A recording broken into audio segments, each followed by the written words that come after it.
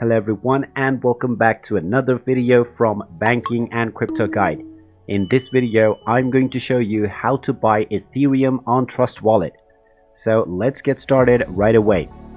If you already have the Trust Wallet application set up on your device, just go ahead and open it up. And then you will be asked to log in using your 6-digit PIN or your biometrics. So just go ahead and log in and you will end up on the dashboard. Now in order to buy your desired coin, tap on the buy button and now you will find Ethereum at the second. Just go ahead and tap on it and you will be taken into the buy screen.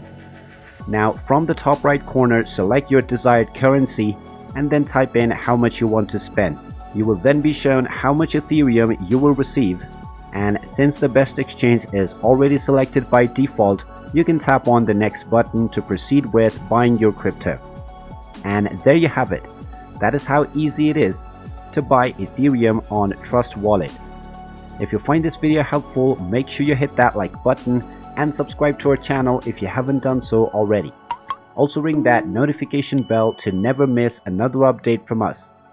Thank you for watching and I will see you again in the next video.